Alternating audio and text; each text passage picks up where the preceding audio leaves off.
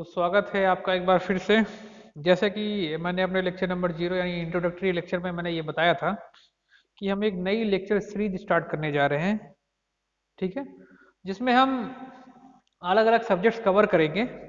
जो पहली lecture series है उसमें ये नंबर ऑफ लेक्चर सीरीज होगी, ठीक है, जिसमें ये पहली lecture series basic electrical engineering के लिए हम लोग बनाने जा रहे हैं, ठीक है। तो ये लेक्चर सीरीज टोटली जो है जो मैं पढ़ाने जा रहा हूँ आज से, ये जो स्टार्ट करने जा रहा हूँ, ये है lecture series of basic electrical engineering, ठीक।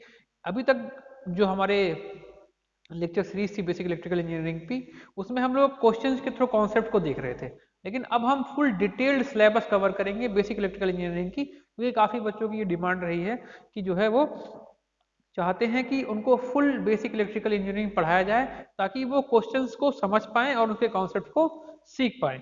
तो जैसे आप सभी को पता है कि बेसिक इलेक्ट्रिकल इंजीनियरिंग बहुत ही महत्वपूर्ण सब्जेक्ट है, खास तौर पर बेसिक इलेक्ट्रिकल इंजीनियरिंग स्टूडेंट्स के लिए, चाहे वो डिप्लोमा लेवल पर हो, चाहे वो आईटीआई लेवल पर हो, या इंजीनियरिंग यानी बीटेक के लेवल पर हो, ठीक है, सभी के लिए ये एकदम बेस है, सभी के लिए बहुत ही महत्वपूर्ण सब्जेक्ट है बेसिक इलेक्ट्रिकल इंजीनियरिंग। हम ये कह सकते हैं ये फाउंडेशन है इलेक्ट्रिकल इंजीनियरिंग का। जिस प्रकार अगर किसी इमारत की फाउंडेशन यानी उसकी जो नींव है वो कमजोर हो जाती है, तो उसकी आगे की जो मंजिलें हैं वो कमजोर होती हैं, यानी ज़्यादा लंबे दिनों तक वो टिक नहीं पाती, यानी इमारत हमारी कमजोर बनती है। उसी प्रकार से अगर किसी का जो बेसिक इलेक्ट्रिकल इंजीनियरिंग किसी भी स्टूडेंट की कमजोर हो गई, तो वो क्या होगा, उसकी वजह से उसके आगामी परीक्षाओं में, आगामी परीक्षाओं से मतलब सेमेस्टर लेवल की परीक्षाओं की बात करें या हम अपनी व्यावसायिक परीक्षा जैसे जूनियर इंजीनियर एग्जाम्स हैं, असिस्टेंट इंजीनियर एग्जाम्स हैं, इन सभी परीक्षाओं को जब वो देने जाएंगे तो कहीं ना कहीं उनसे पहली बात तो इनके क्वेश्चन हो नहीं पाएंगे, अगर होते भी हैं वो तो वो उसको गलत करके आ जाएंगे, या उनसे जुड़े हुए प्रश्न भी जो आगे आगे वाले से आप मशीन में, पावर सिस्टम में, मेजरमेंट में या नेटवर्क्स में जब भी आप इनको पढ़ेंगे, जब भी इनके क्वेश्चन सॉल्व करेंगे, तो उनमें आपको कॉन्सेप्ट क्लियर नहीं होंगे, या तो आप उनको रट के काम चला रहे होंगे, या तो आप किसी तरह समझ समझ के इधर उधर कैसे काम चला रहे होंगे, लेकिन आपको कोई कॉन्सेप्ट नहीं क्लियर होगा वहां पे, ठीक है। तो इसलिए जो बेसिक इलेक्ट्रिकल इंजीनियरिंग का कोर्स हमने स्टार्ट इसीलिए किया है कि आप सभी छात्रों का सबसे पहले जो है ये बेसिक यानी फाउंडेशन मजबूत हो जाए, फिर हम अगले जो है सब्जेक्ट्स की तरफ आगे बढ़ेंगे, ठीक। तो आज हम ये बेसिक इलेक्ट्रिकल इंजीनियरिंग का लेक्चर नंबर 1 स्टार्ट करेंगे यहाँ पे। जैसा कि मैंने आपको इंट्रोडक्टरी लेक्चर जो लेक्चर नंबर 0 है उसमें बताया था कि हमारा जो ये पूरा फेज है, ये पूरा लेक्चर ऑफ सीरीज है, ये एक फेजेस में चलेगी, डिफरेंट फेजेस में। तो पहला फेज जो होगा वो डीसी सर्किट्स का होगा, यानी पहले फेज में जो हम लेक्चर सीरीज में जो हम आपको लेक्चर डिलीवर करने जा रहे हैं, लेक्चर 1 2 3 4 5 इस फॉर्म में, तो जो पहला फेज है हमारा, उसमें हम लोग बेसिक इलेक्ट्रिकल इंजीनियरिंग में डीसी सर्किट्स डिस्कस करेंगे। डीसी सर्किट्स के बाद फिर हम लोग आगे बढ़ेंगे एसी सर्किट्स में, इंडक्शन में, इन सब चीजों में। तो पहला जो फेज है हमारा वो बेसिक इलेक्ट्रिकल इंजीनियरिंग में वो डीसी सर्किट्स का है। जैसा मैंने आपको इंट्रोडक्टरी लेक्चर में भी बताया था कि हम लोग अपना जो ये कोर्स कंटेंट है वो कह सकते हैं कि बिलो जीरो से भी नीचे के लिए डिजाइन कर रहे हैं, यानी उन बच्चों के लिए भी डिजाइन कर रहे हैं जिनको इलेक्ट्रिकल इंजीनियरिंग के बारे में अभी तक ज्यादा कुछ भी नहीं पता है, ठीक है। वो जो हम समझ लीजिए कोई शून्य बच्चा भी है तो हम उसके लिए सिलेबस डिजाइन कर रहे हैं, ठीक, ताकि ये जो हमारे आईटीआई के बच्चे हैं, जो हमारे डिप्लोमा के बच्चे हैं, या इंजीनियरिंग के जो भी बच्चे हैं, वो अपने आप को उस लेवल से मैच कर सके और वहां से उठाकर हमको उनको उनके उच्चतर शिखर पर लाना है, यानी उनको उनके उच्चतम बिंदु यानी मैक्सिमम पॉइंट पर ले आना है, जिसके बाद वो अपनी समस्त परीक्षाएं यानी यूनिवर्सिटी लेवल की परीक्षाएं या बोर्ड लेवल की परीक्षाएं या उससे आगे की जो परीक्षाएं उनको देनी है, ठीक है। जो व्यावसायिक परीक्षाएं जैसे जूनियर इंजीनियर की परीक्षाएं, असिस्टेंट इंजीनियर की परीक्षाएं, यानी जैसे एसएससी जेई हो गया, आरआरबी जेई हो गया, आप यूपीपीसीएल जेई देने जाते हैं, एमपी जेई है, बिहार जेई है, या तमाम एई के पेपर्स हैं, ठीक है, यूपीपीएससी एई हो गया, ठीक, या गेट लेवल के एग्जाम आप देने जा रहे हैं, या विभिन्न विभिन्न प्रकार की जो कंपनी एग्जाम्स कराती है अपनी अपनी, अगर आप उनके एग्जाम देने जा रहे हैं जैसे कोल इंडिया वगैरह हो गया, तो आप वहां पे कहीं भी लैग ना करें, ठीक, ताकि आपके कॉन्सेप्ट क्लियर रहें। और सारी सारी परीक्षाओं में बेसिक इलेक्ट्रिकल इंजीनियरिंग के प्रश्न बहुत पूछ जाते हैं, चाहे वो टेक्नीशियन का हो, टेक्नीशियन मतलब हम इलेक्ट्रीशियन लेवल की बात करें, ठीक, चाहे वो डिप्लोमा में जेई लेवल की बात हो, या आगे चल के असिस्टेंट इंजीनियर एग्जाम में पूछे जाने वाले प्रश्न, यानी इवन आईईएस में पूछे जाने वाले प्रश्न भी बेसिक इलेक्ट्रिकल इंजीनियरिंग से जुड़े हुए मिल जाते हैं, वहां भी क्वेश्चंस आपको मिल जाएंगे। इसीलिए हम ये अपना लेक्चर सीरीज हमने इसलिए बनाई है ताकि आपका बेसिक मजबूत हो, फिर हम आगे अन्य जो है वो सब्जेक्ट्स को डिस्कस करेंगे ताकि आप जो है उन मतलब विषयों में भी पारंगत हो। तो आज हम अपना लेक्चर नंबर 1 स्टार्ट करने जा रहे हैं। जैसा कि मैंने पहले ही बता दिया है कि ये लेक्चर सीरीज सभी बच्चों के लिए, चाहे वो डिप्लोमा यानी पॉलिटेक्निक का बच्चा हो, बीटेक का बच्चा हो, या इवन आईटीआई का बच्चा हो जो कि इलेक्ट्रीशियन बनने जा रहा है, उसके लिए भी ये उतना ही इंपॉर्टेंट है जितना बाकियों के लिए भी। इसलिए मतलब मैं इसको हर लेवल को लेकर के चल रहा हूँ, यानी बिलो से लेकर हम लोग हायर लेवल तक सभी के लिए लेक्चर सीरीज मैंने बनाई है, यानी हम नीचे से स्टार्ट करते हुए ऊपर तक जाएंगे। ठीक, तो जैसे मैंने लेक्चर नंबर 0 में बताया था कि हम लोग स्टार्ट करेंगे कहाँ से, चार्ज से। कहाँ से, चार्ज से। ठीक है, चार्ज से, ये एकदम बेसिक है। लेकिन चार्ज से भी पहले मैं एक चीज डिस्कस करना चाहूंगा, चार्ज से भी पहले मैं एक चीज डिस्कस करना चाहूंगा जिसका नाम है एटॉमिक स्ट्रक्चर। जिसका नाम क्या है, एटॉमिक स्ट्रक्चर। क्योंकि असिस्टेंट इंजीनियर की परीक्षा में तो कम, यानी एई की परीक्षाओं में तो कम, लेकिन जेई और टेक्नीशियन लेवल एग्जाम में एटॉमिक स्ट्रक्चर के तमाम प्रश्न पूछे गए हैं, तमाम परीक्षाओं में। चाहे वो आरआरबी की हम बात कर ले, एसएससी जेई की बात कर ले, यूपीपीसीएल जेई की बात कर ले, एमपी जेई की बात कर ले, बिहार जेई की बात कर ले, किसी भी जेई की बात करें, राजस्थान जेई की बात करें, किसी भी जेई के एग्जाम के लिए हम बात करें, वहां पे एटॉमिक स्ट्रक्चर से भी प्रश्न देखने को मिल जाते हैं, मिलते रहे हैं, अभी भी मिल रहे हैं और भविष्य में भी मिलेंगे। तो इसीलिए हम सबसे पहले एटॉमिक स्ट्रक्चर डिस्कस करेंगे, फिर चार्ज पे चलेंगे। ठीक, तो ताकि एटॉमिक स्ट्रक्चर, हमें पूरी उम्मीद है कि आपको एटॉमिक स्ट्रक्चर के बारे में पता होगा, लेकिन बहुत सारे बच्चे ऐसे हैं आपके साथ ही जिनको एटॉमिक स्ट्रक्चर के बारे में पता तो होगा लेकिन उनको सही से जानकारी प्राप्त नहीं है उसकी, यानी उनको पूरे कॉन्सेप्ट क्लियर नहीं है। तो इसलिए हम पूरे पहले एटॉमिक स्ट्रक्चर को डिस्कस करेंगे और आपको ये भी साथ में बताते चलेंगे कि इस एटॉमिक स्ट्रक्चर से किस प्रकार के प्रश्न परीक्षाओं में पूछे जा रहे हैं। आप उनको इस पहले स्ट्रक्चर को समझिए, फिर उन प्रश्नों को समझिए और उनको दिमाग में बैठा लिए और आप नोट्स जरूर बनाते चलिए। ठीक है, एक चीज आप ध्यान रखिएगा, मैं अभी आपको शुरुआत में ही क्लियर कर दूं कि आप लेक्चर देखते देखते नोट्स मत बनाइए। ठीक है, अगर देखते देखते बनाना है तो जब मैं समझा लूं तो वीडियो को पॉज करके फिर आप नोट करिए। ठीक है, नहीं तो आप अगर लेक्चर देखते देखते बनाते हुए लिखते हुए चलेंगे तो आपके कॉन्सेप्ट्स मिस होते चलेंगे, आप केवल छापने का काम करेंगे, आप समझ नहीं पाएंगे। ठीक है, तो बढ़िया से आप एक बार लेक्चर पूरा देख लीजिए, ठीक, समझ लीजिए, उसके बाद आराम से आप नोट्स बनाइए। ठीक है, कोई जल्दी नहीं है, ठीक, आराम से आप उसको पढ़िए। ठीक है, ताकि आपका बेसिक इलेक्ट्रिकल इंजीनियरिंग अच्छे से कंप्लीट हो जाए। जिस प्रकार जो क्रिकेट के शौकीन बच्चे हैं उनको पता होगा, अगर कोई भी बल्लेबाज बल्लेबाजी करने आता है तो पहले 2-4 ओवर वो क्या करता है, अच्छे से खेलता है, अच्छे से देखता है। तो बेसिक इलेक्ट्रिकल इंजीनियरिंग वही 2-4 ओवर है जिनको आपको बहुत ही अच्छे से, बहुत ही ध्यान से देखना है ताकि आपका फंडामेंटल एकदम मजबूत हो जाए और आगे आने वाली चाहे कोई भी विषय हो, ठीक है, उसको आप तुरंत कैच कर लेंगे या तुरंत समझने लगेंगे और आसानी से उसमें भी आपके कॉन्सेप्ट क्लियर होंगे और आप उसके प्रश्न बनाने लगेंगे या करने लगेंगे। ठीक, तो हम लोग एटॉमिक स्ट्रक्चर देखते हैं। तो जैसा कि आपने केमिस्ट्री में खूब एटॉमिक स्ट्रक्चर पढ़ा है, ठीक है, 9th 10th 11th 12th खूब पढ़ा है, ठीक है, लेकिन फिर से मैं थोड़ा सा आपको बताना चाहूंगा। ठीक, तो आपको ये पता है कि कोई भी एटम है, ठीक, तो एटम का सेंटर क्या होता है, न्यूक्लियस। एटम का सेंटर क्या होता है, न्यूक्लियस। और न्यूक्लियस में क्या क्या होता है, प्रोटॉन और न्यूट्रॉन। तो न्यूक्लियस में क्या होता है हमारा, प्रोटॉन और न्यूट्रॉन। और इस न्यूक्लियस के बाहर, इस न्यूक्लियस के बाहर ऐसे हमारी ये क्या है, ऑर्बिट्स हैं, ये जिनको हम कक्षाएं कहते हैं। इनको क्या कहते हैं, कक्षाएं। ये बेसिकली क्या है, एनर्जी लेवल्स है, डिफरेंट एनर्जी लेवल्स है। इनका नाम हम लोग रखते हैं, के हो गया, एल हो गया, एम हो गया, ऐसे एन हो गया, है ना, के एल एम एन, इस प्रकार से लिखते हैं कक्षाओं के नाम, यानी ये ऑर्बिट्स हैं। ठीक, इन ऑर्बिट्स में क्या होते हैं, इलेक्ट्रॉन्स होते हैं। इन ऑर्बिट्स में क्या होते हैं, इलेक्ट्रॉन्स होते हैं। यहाँ पे इलेक्ट्रॉन्स ऐसे घूमते रहते हैं, ठीक, ऐसे इलेक्ट्रॉन्स घूमते रहते हैं। ठीक है, इनके number of, maximum number of electron में इनके फिक्स है। ठीक, आपने केमिस्ट्री में पढ़ा होगा। ठीक, जैसे के लिए कितना होता है 2, एल के लिए 8, एम के लिए 18, है ना, एन के लिए 32, है ना, इस प्रकार से आपको ये होता है। ठीक, ये आता है कहाँ से, ये भी आपको पता होगा। नहीं पता तो मैं आपको बता देता हूँ, किसी भी कक्षक में अगर number of, maximum number of electron निकालने का फॉर्मूला क्या होता है, 2n स्क्वायर। क्या होता है, 2n स्क्वायर। एन यहाँ पे क्या है, के के लिए एन है 0, के के लिए हम लोग लिखते हैं एन को, सॉरी, के लिए एन को लिखते हैं 1, एल के लिए लिखते हैं एन को 2, और ऐसे एम के लिए 3 और एन के लिए 4, और यहाँ से हमको ये नंबर्स मिल जाते हैं। मतलब पहली वाली कक्षा में मैक्सिमम 2 इलेक्ट्रॉन हो सकते हैं, उसके बाद वाले में 8, उसके बाद 18, फिर 32, फिर इस प्रकार ये बढ़ता जाता है। ठीक है, तो ये इलेक्ट्रॉन्स का थोड़ा ये हमारा बेसिक कॉन्फ़िगरेशन है। तो यानी जो हमारा सेंटर का पार्ट है, यानी मिडिल का पार्ट, उसको हम लोग न्यूक्लियस कहते हैं। इसको हम लोग न्यूक्लियस कहते हैं, इसको हम लोग न्यूक्लियस कहते हैं। ठीक है, और ये हमारा क्या कहलाता है, ऑर्बिट्स।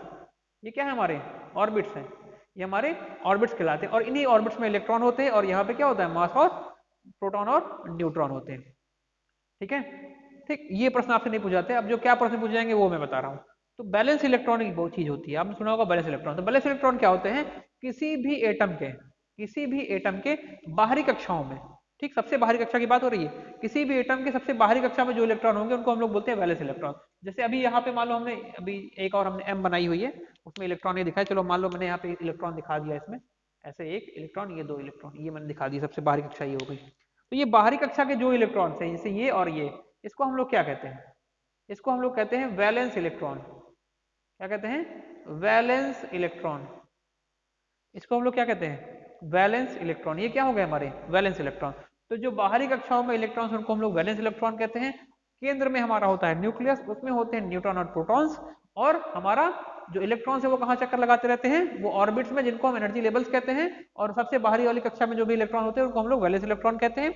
यही इलेक्ट्रॉन हमारे फ्री इलेक्ट्रॉन की तरह ट्रीट होंगे बाद में, और यही इलेक्ट्रॉन्स जो है वो डिफरेंट रिएक्शंस में पार्ट लेते हैं और रिएक्शंस करवाते हैं। ठीक, इतनी बात आपको याद रखनी है। और बात, और क्या प्रश्न पूछे जाते हैं? और प्रश्न पूछे जाते हैं प्रोटॉन्स के और न्यूट्रॉन्स के मास के बारे में, इलेक्ट्रॉन्स के मास के बारे में। तो मास ऑफ प्रोटॉन कितना होता है? मास ऑफ प्रोटॉन होता है 1.67 into 10 to the power -27 kg। ठीक है, इसी तरह इतना ही मास ऑफ न्यूट्रॉन भी होता है, यानी हम कह सकते हैं दोनों बराबर हैं। कितना होता है वो? 1.67 into 10 to the power -27 kg, यानी दोनों के मास बराबर हैं। और जो हमारा मास ऑफ इलेक्ट्रॉन है वो कितना होता है? 9.1, यानी 9.1 into 10 to the power -31 kg। ठीक है, याद रखेंगे। ये सीधे पर ये प्रश्न पूछे जाते हैं कि मास ऑफ इलेक्ट्रॉन कितना होता है, मास ऑफ प्रोटॉन कितना होता है। और एक सबसे महत्वपूर्ण प्रश्न इसमें पूछा जाता है कि इन दोनों का अनुपात कितना होता है, यानी mass of electron upon mass of proton का अनुपात बताना होता है, यानी रेशियो बताना होता है। तो अगर हम यहाँ पे वैल्यू रख के इसको कैलकुलेट करते हैं 19.1 into 10 to the power 31 upon 1.67 into 10 to the power 27, तो ये नियर अबाउट आता है, ये नियर अबाउट आता है 1837 mass of electron upon mass of proton, या इसको हम लोग और नियर अबाउट कहीं कहीं आपको लिखा मिल जाएगा 1840। तो इस चीज को आप याद रखेंगे, ये बहुत ही महत्वपूर्ण हम कह सकते हैं ये प्रश्न है जो तमाम इंजीनियरिंग में सैकड़ों बार पूछा जा चुका है, पूछा जा रहा है, और भविष्य में भी पूछा भी जाता है। ठीक है, इससे यहाँ पे एक चीज ये निकल के आती है कि जो हमारा मास ऑफ इलेक्ट्रॉन है वो मास ऑफ प्रोटॉन के 1/1040 गुना है। यानी हम ये लोग ये देख सकते हैं यहाँ से ये देख सकते हैं कि मास ऑफ इलेक्ट्रॉन इस मास ऑफ प्रोटॉन से इतना कम है, यानी 1840 गुना कम है, 1840 गुना कम है। तो अगर हम मास ऑफ प्रोटॉन कहें या मास ऑफ न्यूट्रॉन कहें, बात बराबर है, क्योंकि मैंने दिखा दिया दोनों क्या होते हैं, इक्वल होते हैं। ठीक है, ये आप लोग इसको जरूर याद रखिएगा, बाद में नोट कर लीजिएगा, अभी आप इसको समझते चलिए। तो मास ऑफ प्रोटॉन और मास ऑफ इलेक्ट्रॉन और मास ऑफ इलेक्ट्रॉन और मास ऑफ प्रोटॉन कितना आ गया रेशियो? 1/1830, ये 8 है, ये 1840 होता है। ठीक, इतना आप याद रखिए, तमाम परीक्षाओं में पूछा गया। ठीक है, तो अब यहां से हम लोग ये देख सकते हैं कि जो हमारा नाभिक है, ये जो न्यूक्लियस है, इसमें प्रोटॉन और न्यूट्रॉन है, और दोनों का भार इलेक्ट्रॉन से कई गुना अधिक है। तो इसीलिए आपने जो अपनी केमिस्ट्री की कक्षाओं में ये पढ़ा होगा, तमाम बार ये लिखा भी होगा, लिखा हुआ पढ़ा होगा कि जो हमारा कोई भी एटम यानी परमाणु का समस्त द्रव्यमान कहाँ होता है? उसके नाभिक में। यानी किसी भी एटम के टोटल मास कहाँ एग्जिस्ट करता है? उसके न्यूक्लियस में। क्यों? क्योंकि हम यहाँ से देख पा रहे हैं कि न्यूक्लियस में जो हमारे प्रोटॉन और न्यूट्रॉन्स है उनका भार हजारों गुना ज्यादा है किसके? मास ऑफ इलेक्ट्रॉन्स के। और क्योंकि यहाँ पे न्यूट्रॉन और प्रोटॉन दोनों होते हैं और उनकी संख्या लगभग 2 गुना से अधिक या 2 गुना होती है मास नंबर ऑफ इलेक्ट्रॉन्स के, इसलिए हम लोग क्या करते हैं, हम लोग ये मान लेते हैं कि जो इलेक्ट्रॉन्स का मास है, यानी जो ऑर्बिट्स में फैले हुए इलेक्ट्रॉन्स का मास है, वो इस एटम के जो न्यूक्लियस है इसके मास के कंपैरिजन में नगण्य हो जाता है, वो बहुत कम हो जाता है, तो उसको हम लोग नगण्य मान लेते हैं। इसीलिए हम लोग कहते हैं कि समस्त परमाणु का समस्त भार कहाँ निहित होता है? वो उसके नाभिक में, यानी उसके न्यूक्लियस में एग्जिस्ट करता है। क्यों? क्योंकि इलेक्ट्रॉन का मास इतना कम है, इतने 1840 गुना कम है, इससे मास ऑफ प्रोटॉन और मास ऑफ न्यूट्रॉन के, और इस कारण से हम लोग ये कहते हैं कि ये क्या है? इसका मास इसके कंपैरिजन में नगण्य है। यानी बाहरी कक्षाओं में जो इलेक्ट्रॉन, आगे बढ़ते हैं चार्ज की तरफ। तो मैंने आपको एटॉमिक स्ट्रक्चर के बारे में बता दिया, उससे अभी थोड़े बहुत और जुड़े हुए प्रश्न वो मैं आपको चार्ज में और क्लियर करूंगा। तो वहाँ पे जैसे अभी मैंने आपको बताया कि जो हमारे न्यूक्लियस पार्ट है जो एटम का, उसका मास आपके पूरे एटम के मास का जो है वो वहीं पे केंद्रित होता है, जैसे कि मैंने बताया। क्यों? क्योंकि वहाँ पे जो न्यूक्लियस में न्यूट्रॉन और प्रोटॉन है उनका मास जो है हमारा वो 1840 गुना यानी 1840 गुना इलेक्ट्रॉन के मास से ज्यादा है। ठीक है, इलेक्ट्रॉन के मास से ज्यादा है, इलेक्ट्रॉन के मास से ज्यादा था। जिसके कारण क्या हुआ, क्योंकि अब वहां न्यूक्लियस में हमारे न्यूट्रॉन के साथ प्रोटॉन भी हैं, तो दोनों के मास हैं। ठीक है, तो न्यूट्रॉनों और प्रोटॉनों की संख्या जो है वो इलेक्ट्रॉन की संख्या से बराबर, इलेक्ट्रॉन की संख्या का 2 गुना या 2 गुना से अधिक भी हो सकता है। ठीक है, तो इसलिए उनका जो मास है, यानी न्यूट्रॉन और प्रोटॉन का जो मास है, उनका जो टोटल मास है वो इलेक्ट्रॉन्स की मास की तुलना में बहुत ज्यादा है। हम लोग ये कह सकते हैं दूसरे शब्दों में कि इलेक्ट्रॉन का मास उनके मास की तुलना में नगण्य है। इसीलिए हम लोग ये मानते हैं, या आप केमिस्ट्री में पढ़ाया गया, कि जो हमारा मास ऑफ एटम है वो कहाँ पे एग्जिस्ट करता है, न्यूक्लियस में। ठीक, तो आगे बढ़ते हैं चार्ज की तरफ। तो चार्ज क्या है, तो चार्ज बेसिकली एक फंडामेंटल प्रॉपर्टी है मैटर्स की। ठीक, फंडामेंटल इलेक्ट्रिकल प्रॉपर्टी है मैटर की। तो हम चार्ज को कुछ इस प्रकार डिफाइन कर सकते हैं। पहले डेफिनेशन देखिए आप, charge is the fundamental electrical property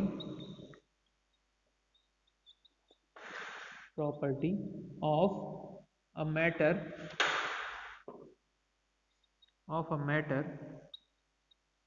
due to which it experiences, it feels a force when placed in a electromagnetic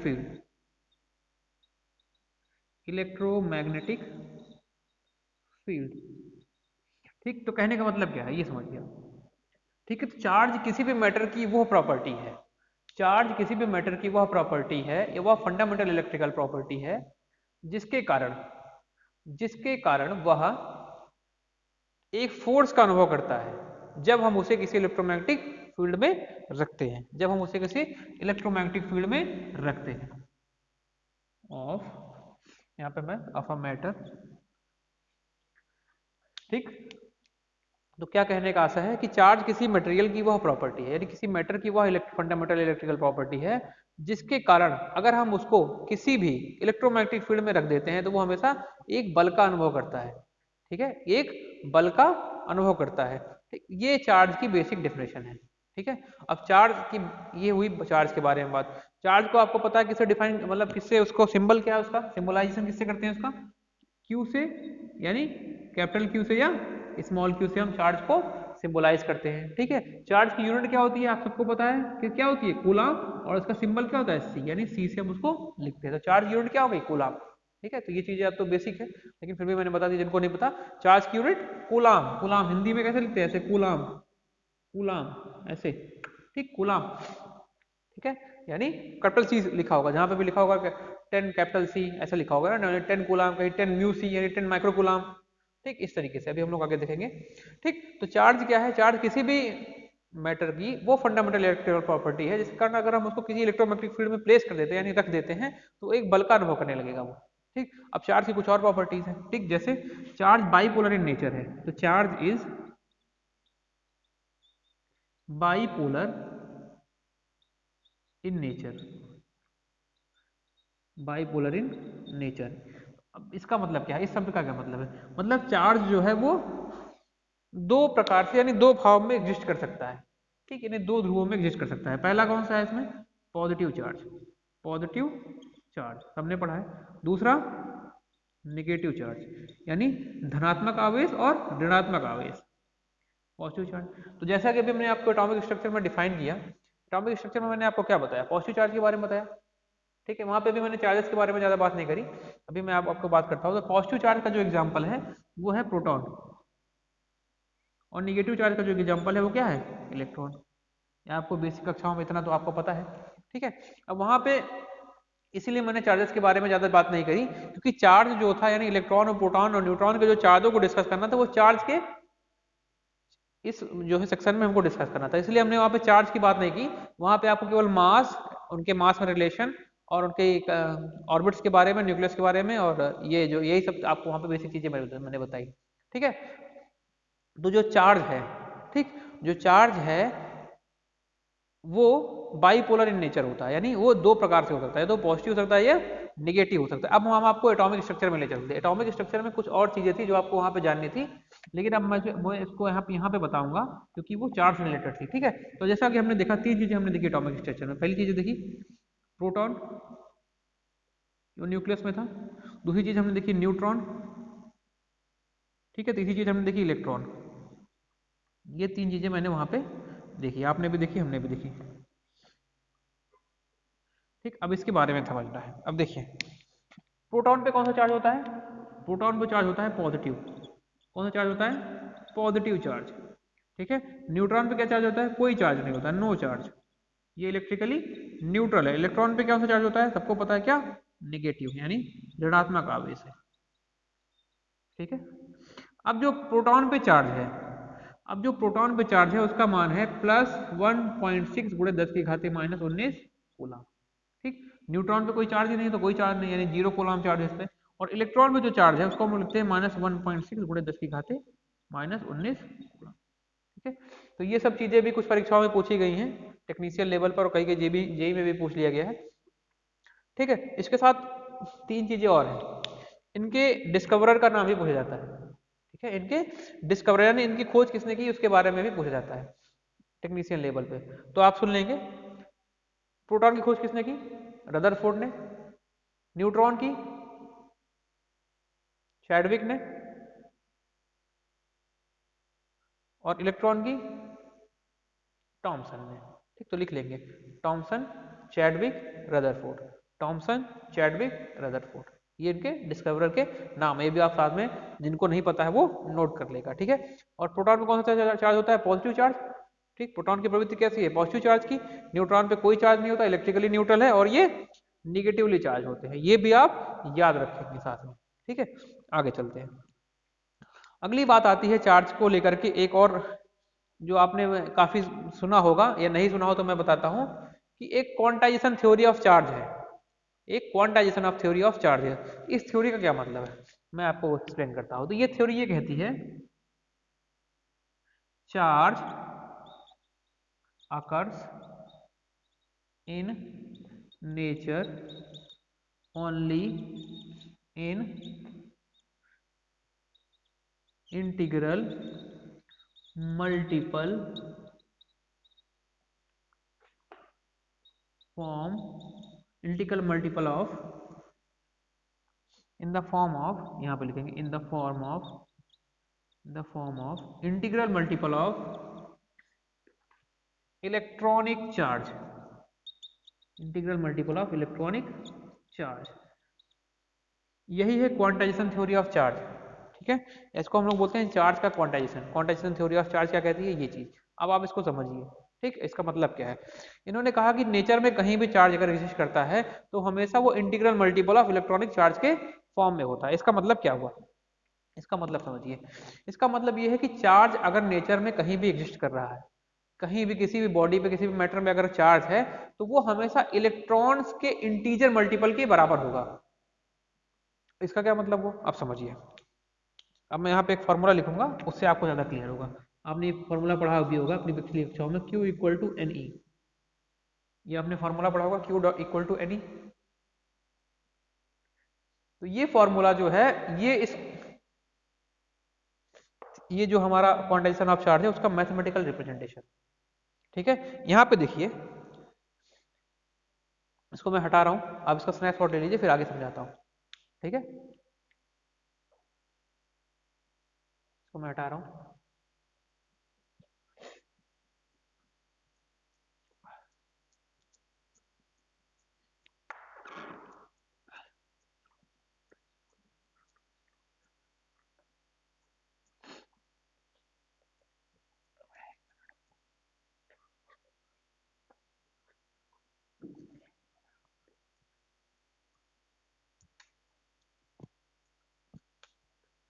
तो क्वांटाइजेशन ऑफ चार्ज के बारे में जैसे मैंने बताया कि नेचर में कहीं भी अगर चार्ज एग्जिस्ट कर रहा है, नेचर में कहीं भी अगर चार्ज एग्जिस्ट कर रहा है, तो हमेशा क्या होगा? इलेक्ट्रॉनिक मल्टीपल ऑफ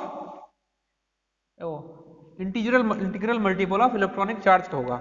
यानी जो हमारा चार्ज है वो हमेशा Q equal to n e के फॉर्म में एग्जिस्ट करेगा। यही क्वांटाइजेशन ऑफ चार्ज है। इसका मतलब क्या हुआ, समझिए। कि नेचर में अगर कहीं भी चार्ज है तो हमेशा वो integral multiple of electronic charge. इसका मतलब देखो यहाँ पे ये पहले इस चीज को फॉर्मूले को समझ लें। क्यू क्या है? चार्ज है। एन क्या है? इंटीजर, जैसे 0 1 2 3 8 पूर्ण संख्या। ई क्या है? ये इलेक्ट्रॉनिक चार्ज, इलेक्ट्रॉनिक चार्ज। इसको आप याद रखेंगे। इसकी वैल्यू भी मैंने बताई थी 1.6 इंटू 10⁻⁻19 कूलम।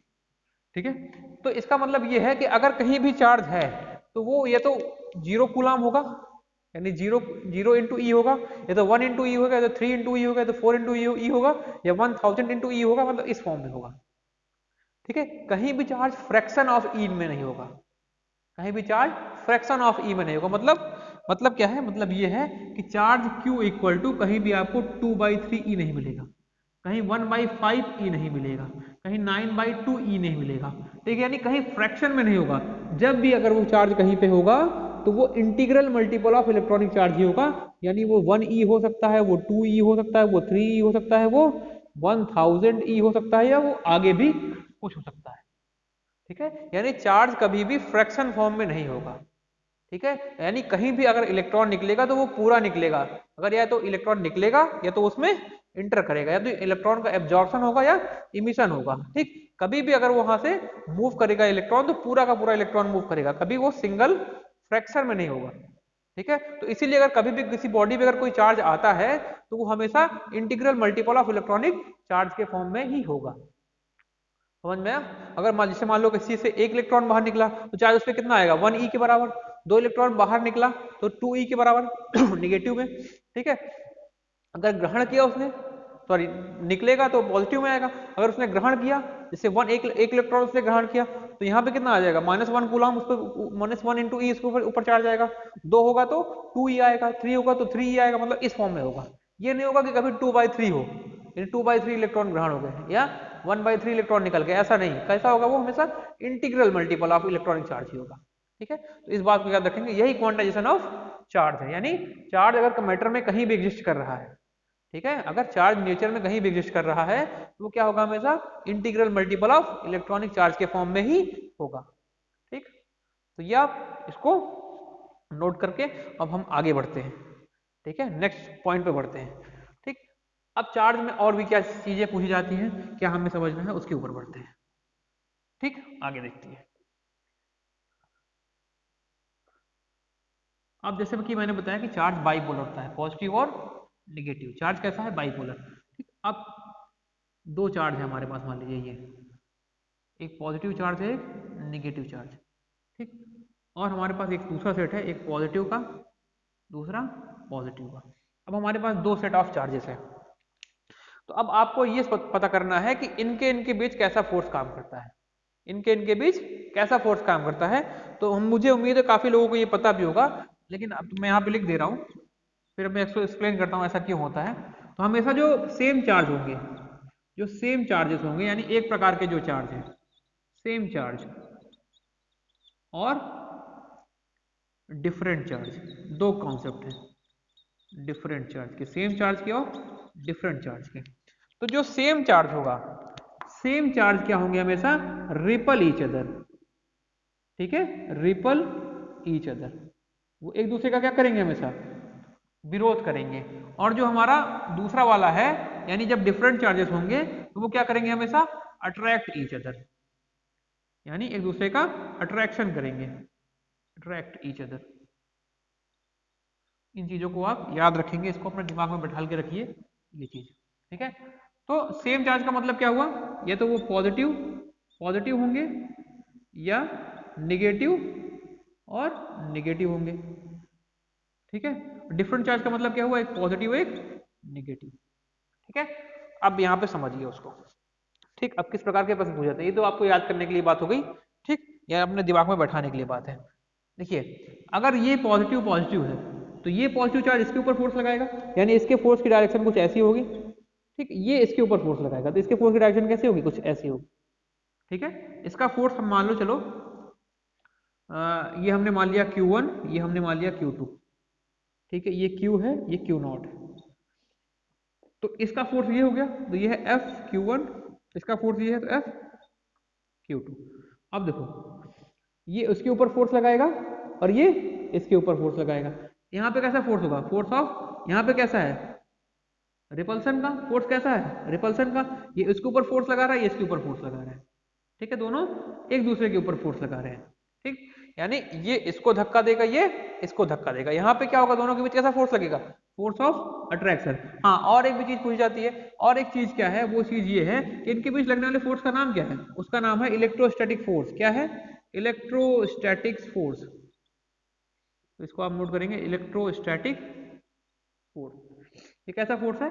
एक दो चार्जेस के बीच में लगने वाला फोर्स है। ठीक, इसको दिया किसने? इलेक्ट्रोस्टैटिक फोर्स को इसको कूलाम ने दिया। किसने दिया? कूलाम ने। और आपने पढ़ा भी होगा कि उसका फॉर्मूला क्या होता है। अभी नहीं पता तो मैं यहाँ पे लिख दे रहा हूँ, नोट कर लेंगे उसको।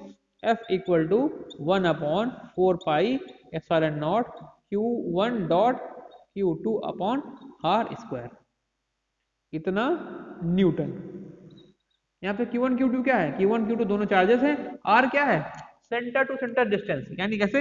ये पहला चार्ज, ये दूसरा चार्ज, ये इसका सेंटर, ये इसका सेंटर। इन सेंटर के बीच की जो डिस्टेंस है, यहाँ से यहाँ तक ये जो डिस्टेंस हुई, ये इसको हम लोग क्या कहेंगे? इसको हम लोग कहेंगे R। ये हो गया Q1, ये हो गया Q2। तो इसको साइड में आप नोट कर लेंगे। इसको क्या कहते हैं हम लोग? Electrostatic force. ये कुछ कुछ आपको न्यूटन की ग्रेविटेशन फोर्स की तरह ही दिखेगा। ठीक, ऐसे ये भी क्वेश्चन पूछा गया है कि इलेक्ट्रोस्टैटिक फोर्स जो है वो किसके नियम की तरह दिखता है? तो ये किसके नियम की तरह दिखता है? ये न्यूटन के ग्रेविटेशन नियम की तरह दिखता है। वहां पे हम लोग पढ़ते हैं F equal to G m1 m2 upon d square. m1 m2 क्या है? वहां पे मास है, और d उनके बीच की डिस्टेंस, यानी दो बॉडीज के बीच में लगने वाला फोर्स वहां पे। उसी तरीके से यहाँ से ये दो चार्जेस के बीच लगने वाला फोर्स है। ठीक, अब ये पॉजिटिव हो गया, ये नेगेटिव हो गया। ठीक, तो ये इस प्रकार के चार्जेस हैं, यानी दोनों एक दूसरे को रिपल कर रहे हैं। और यहाँ पे जो फोर्स लगेगा वो कैसा होगा? अट्रैक्शन। अट्रैक्शन यानी अट्रैक्टिव नेचर का होगा। दोनों एक ही तरीके के होंगे, अट्रैक्टिव। अब होता क्या है? ऐसा क्यों हुआ? ऐसा क्यों हुआ? इसका कारण समझिए। क्योंकि जो हमारा पॉजिटिव चार्ज है, जो हमारा पॉजिटिव चार्ज है, ये हमेशा इलेक्ट्रिक लाइन इमिट्स करता है। ऐसे इलेक्ट्रिक लाइन क्या करता है? इमिट करता है इस प्रकार से। ठीक, और ये जो इलेक्ट्रिक लाइन इमिट होती है, ये यहाँ पे एब्जॉर्ब होते हैं नेगेटिव चार्ज। तो नेगेटिव चार्ज क्या करता है हमेशा? इलेक्ट्रिक लाइन इसमें अंदर की तरफ आएंगे, यानी ये एब्जॉर्ब करेगा ऐसे। ठीक है, अब यहाँ पे भी बना लेते हैं जी। ये दोनों पॉजिटिव चार्ज है तो इमिट करेगा ऐसे, ऐसे इमिट कर रहा है, ये भी इमिट कर रहा है, ये इमिट कर रहा है, ये इमिट कर रहा है। अब देखिए यहाँ पे, अब इस चीज को समझिए कि क्यों रिपल कर रहे हैं और क्यों अट्रैक्ट कर रहे हैं। अब देखिए यहाँ पे, यानी हम ये कह सकते हैं कि पॉजिटिव चार्ज, जैसे हम लोग उसमें पढ़ते हैं मैग्नेटिक केस में, सेम कॉन्सेप्ट यहाँ पे भी है। अभी मैं इसको भी एक्सप्लेन कर दूंगा। यहाँ पे देखिए क्या हुआ कि जब हम पॉजिटिव चार्जों को पास में लाए, जब हमने पॉजिटिव और पॉजिटिव चार्ज को पास में लाया, तो यहाँ पे हमने देखा कि इसकी इलेक्ट्रिक फ्लक्स लाइन भी बाहर की तरफ निकल रही है और इसकी इलेक्ट्रिक फ्लक्स लाइन बाहर की तरफ निकल रही है। तो जब हम इसको पास लेके आते हैं तो दोनों की मैग्नेटिक फ्लक्स लाइन आपस में टकराती है और वो क्या करती है? एक दूसरे का विरोध करती है, यानी एक दूसरे को रिपल करती है।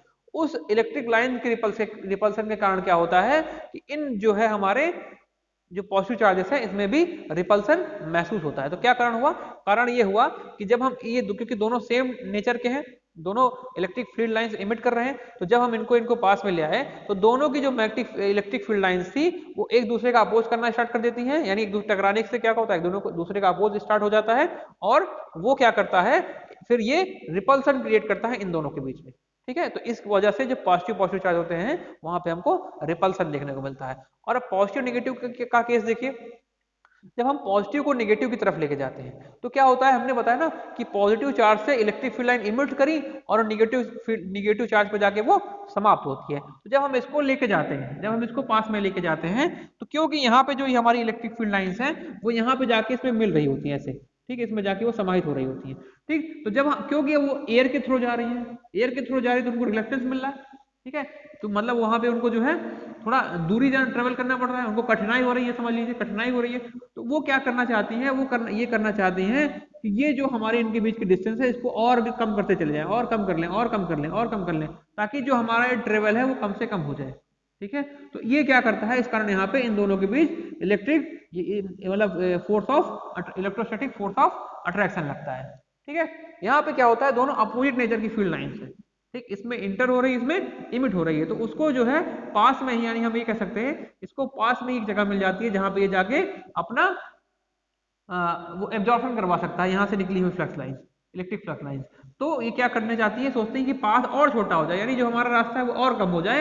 इस वजह से यहाँ पे हम एक फोर्स ऑफ अट्रैक्शन लगने लगता है, जिसके कारण ये हमारा पॉजिटिव चार्ज इसकी तरफ अट्रैक्ट होता है, ताकि इलेक्ट्रिक फील्ड लाइंस को ज्यादा ट्रेवल ना करना पड़े इन द मीडियम, और वो आसानी से उसमें जाके मिल जाए।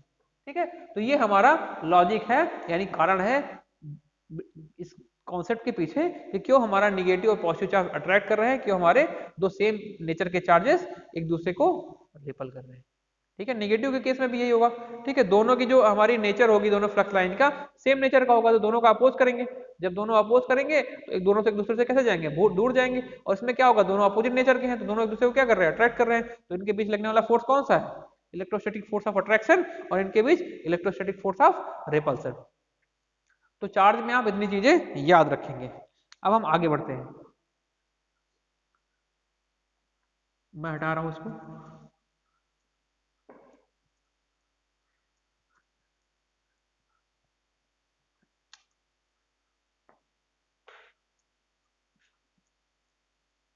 इतनी चीजें आपको याद रखनी है चार्ज के बारे में। क्या क्या, पहले तो चार्ज क्या है, चार्ज क्या है, एक फंडामेंटल प्रॉपर्टी है मैटर की, जिसके कारण वो इलेक्ट्रिक फील्ड या मैग्नेटिक फील्ड में रखे जाने पर फोर्स का अनुभव करता है। वो बाइपोलर है और वो क्वांटाइज्ड है, यानी कभी भी अगर चार्ज कहीं एग्जिस्ट कर रहा है तो वो integral multiple of electronic charge के फॉर्म में ही एग्जिस्ट करेगा, यानी Q इक्वल टू एन के फॉर्म में ही एग्जिस्ट करेगा। ठीक, और सेम चार्ज क्या करते हैं, एक दूसरे को रिपल करते हैं, और डिफरेंट चार्ज यानी अपोजिट चार्ज एक दूसरे को अट्रैक्ट करते हैं, यानी आकर्षित करते हैं। ठीक है, तो चार्ज के विषय में इतनी जानकारी अभी आपके लिए काफी है। ठीक है, फिर धीरे धीरे हम आगे बढ़ेंगे और चीजों को एक्सप्लोर करते चलेंगे। अब हम लोग आगे बढ़ते हैं। तो चार्ज का कॉन्सेप्ट क्लियर हो गया। अब हम लोग बढ़ते हैं करंट पे। करंट पे देखिए, करंट क्या होती है। तो जैसा आप कन्वेंशनली पढ़ते चले आए हैं कि करंट क्या होती है, क्या पढ़ते चले आए हैं, ये पढ़ते चले आए हैं कि करंट जो है उसकी डेफिनेशन आपने पढ़ी क्या, कि current is the rate of flow of charge. Current is the rate of flow of charge है। ठीक है, ये जनरलाइज डेफिनेशन है, सबको पता है। करंट क्या है, rate of flow of charge है, यानी आवेश की प्रवाह की दर को ही हम लोग क्या कहते हैं, धारा, चार्ज। ठीक, तो यहां से हमारे पास क्या इक्वेशन बनी, यहां से इक्वेशन बनी, इसको इसका सिंबल क्या होता है, कैपिटल आई और स्मॉल आई, कैपिटल आई और स्मॉल आई। इसकी यूनिट क्या है, जनरलाइज यूनिट, चलो अभी अब देखते हैं। ठीक, एक तो होती है कूलाम पर सेकंड, दूसरी एम्पियर, अभी मिल जाएगी, देखिए मैं यहाँ पे एक्सप्लेन कर रहा हूँ। ठीक, तो चार्ज क्या हो गया, करंट क्या हो गई, rate of flow of charge, rate of flow of charge यानी rate of flow of charge. तो करंट आई इक्वल टू क्या हो गया, Q by T. I equal to क्या हो गया, क्यू बाई टी। ठीक है, क्यू बाई टी यानी चार्ज के फ्लो का रेट। अब चार्ज कहीं फ्लो कर रहा होगा, ठीक है, यानी अब मान लो किसी ड्यूरेशन की बात हम करें तो ये क्या हो जाएगा, I equal to del Q by del T, यानी किसी ड्यूरेशन ऑफ टाइम में अगर इतना चार्ज पास हुआ तो वहां पे हम अगर करंट निकालनी हो तो कैसे निकालेंगे, इस प्रकार से। अब यहां से देखो नई यूनिट क्या मिल जाती है हमको, कूलाम पर सेकंड। यहाँ पे देखिए चार्ज की यूनिट क्या है, कूलाम, इसकी सेकंड, तो कूलाम पर सेकंड। और लेकिन जनरलाइज इक्वेशन हम लोग जनरलाइज क्या लिखते हैं, यूनिट एम्पियर। ठीक है, ये याद रखिए। ठीक, अगर आप किसी फ्रैक्शन ऑफ टाइम के लिए बात हो, किसी फ्रैक्शन ऑफ टाइम के लिए अगर हम बात करें तो हमारी इसकी जो अगली इक्वेशन बनेगी वो बनेगी I equal to D Q by D T. I equal to D Q by D T, यानी जब हमको वेरिएबल चार्ज का इक्वेशन मिल जाए तो हम लोग इसका उपयोग करेंगे। इन सब की यूनिट जो है एम्पियर, हम लोग ए से सोल्व करते हैं, एम्पियर। ठीक है, तो ये बात हुई इसके करंट की। लेकिन अब करंट होती क्या है, ये rate of flow of charge क्या है, इसको भी तो समझना है।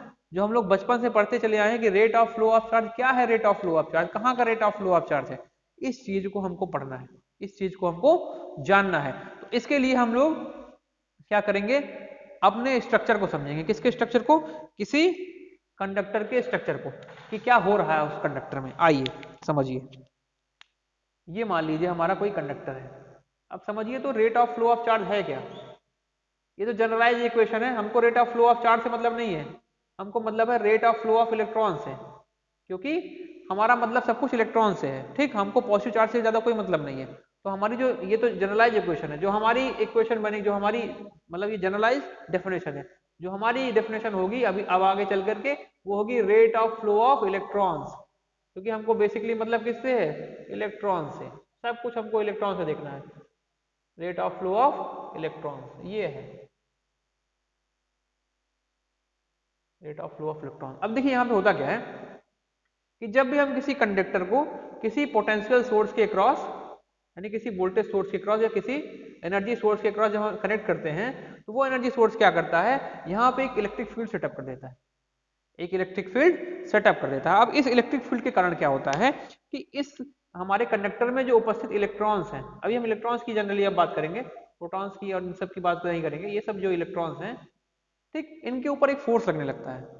क्यों, अभी हमने बताया था चार्ज की डिफिनेशन यही थी कि अगर कोई भी चार्ज, कोई भी मैटर जिसमें ये प्रॉपर्टी है चार्ज की, अगर वो इलेक्ट्रोमैग्नेटिक फील्ड में रखा हुआ है, तो यहाँ पे पोटेंशियल लगाने से क्या हुआ, कंडक्टर में इलेक्ट्रिक फील्ड बन गई। अब वो इलेक्ट्रिक फील्ड क्या कर रही है, इन चार्जेस के ऊपर एक फोर्स लगा रही है, ठीक। उसके कारण क्या हो रहा है, अब इसके ऊपर एक फोर्स लग रहा है, ठीक, इन इलेक्ट्रॉन्स के ऊपर फोर्स लग रहा है। अब उस फोर्स के कारण क्या होगा, इनका मोशन स्टार्ट हो जाएगा, इनका मोशन स्टार्ट हो जाएगा। अब अगर मान लो यहाँ पे ये नहीं थे हमारे, यानी जब फील्ड नहीं लगी थी तब भी हमारा ये, हम समझो यहाँ पे ये जब फील्ड नहीं थी तब भी ये हमारे इलेक्ट्रॉन्स थे जो मोशन कर रहे थे ऐसे ऐसे, ठीक है। यहाँ पे एक ड्रिफ्ट वेलोसिटी का कॉन्सेप्ट भी समझ लीजिए। तो इलेक्ट्रॉन कुछ यूं मोशन करते हैं, कभी इधर गए टकरा के इधर आए, फिर इधर गए, इधर आए, इधर आए।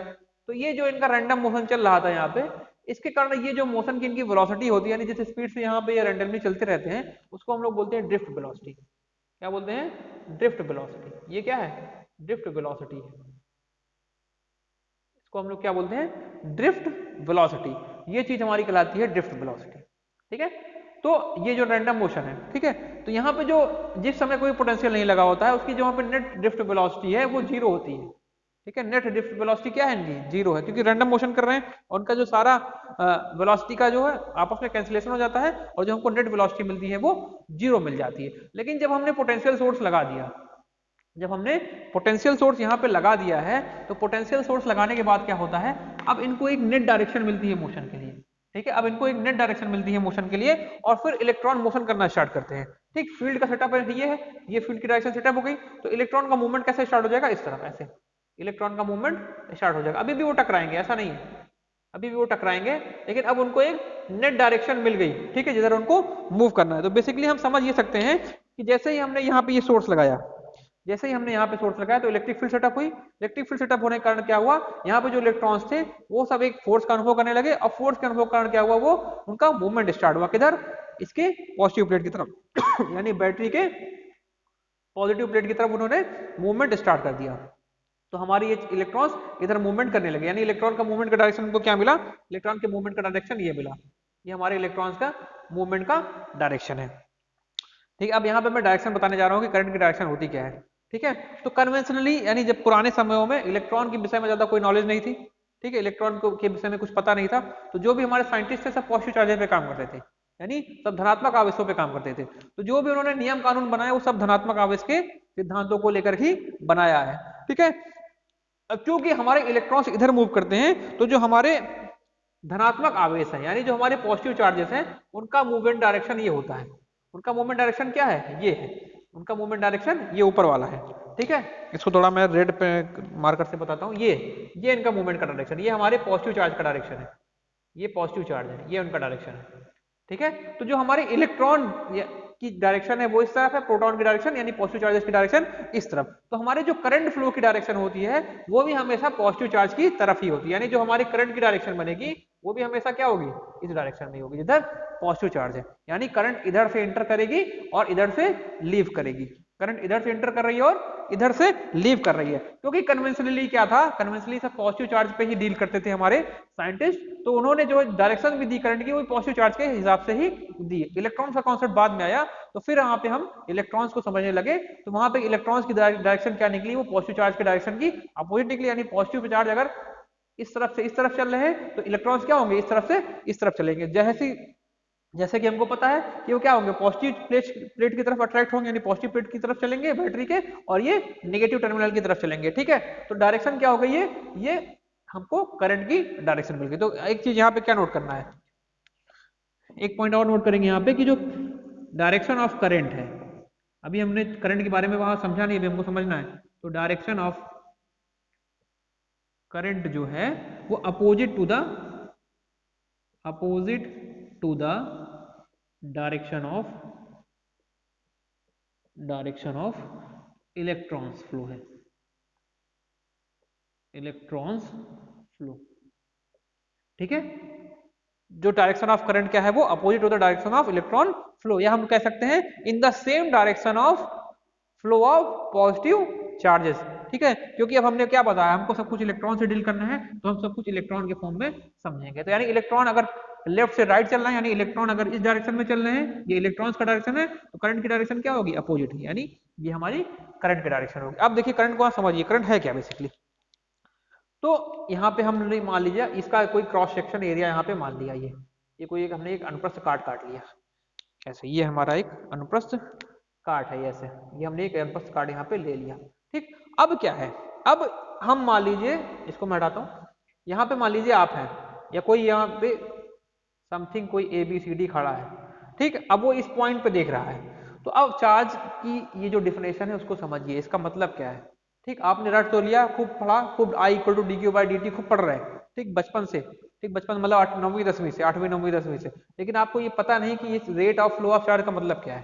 ठीक, अब देखिए, अब ये व्यक्ति यहाँ पे खड़ा है, हमने ये क्रॉस सेक्शन ले लिया, तो इसका मतलब क्या है, rate of flow of charge का मतलब, अब ये व्यक्ति इस पॉइंट पे देखेगा, यानी इस क्रॉस सेक्शन को देख रहा है, तो इस क्रॉस सेक्शन पे वो 1 सेकंड तक देखेगा, और 1 सेकंड तक देखने के बाद जितने इलेक्ट्रॉन, नंबर ऑफ इलेक्ट्रॉन यहाँ से पास होंगे, जितने नंबर ऑफ इलेक्ट्रॉन यहाँ से पास होंगे, उनका जो चार्ज होगा वही हमारा 1 एम्पियर करंट के बराबर होगा, वही हमारा 1 एम्पियर करंट के बराबर होगा। यानी फुल डेफिनेशन हमारी क्या हुई, फुल डेफिनेशन ये हो गई कि इन अ यूनिट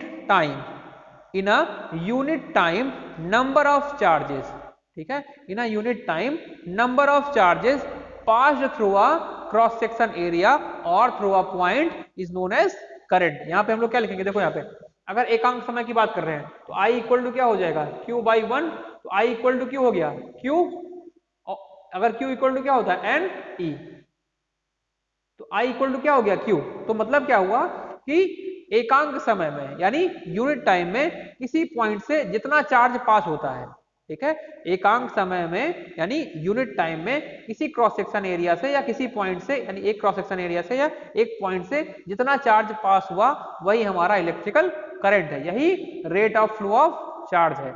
ठीक है, rate of flow of charge नहीं कि पूरे कंडक्टर से कितने चार्ज पास हो रहे हैं, वो रेट ऑफ करंट नहीं है, वो करंट की डेफिनेशन नहीं है। किसी एक पर्टिकुलर पॉइंट से या किसी एक पर्टिकुलर क्रॉस सेक्शन से एक पर्टिकुलर यानी एक यूनिट टाइम में जितना चार्ज फ्लो हुआ वही क्या कहलाता है, उसका करंट कहलाता है, वही क्या कहलाता है, उस कंडक्टर का करंट कहलाता है। यानी फिर से आप समझिए क्या कि the amount of charge passed through a cross section और passed through a point in unit time, यानी इकाई समय में, in a unit time is known as current, या दूसरे शब्दों में the amount of charge passed through a cross section, amount of charge pass through a cross section और point in a unit time is known as charge, ठीक है, sorry, is known as current. अब मैं थोड़ा इसको और आगे explain कर रहा हूं, आप समझिए।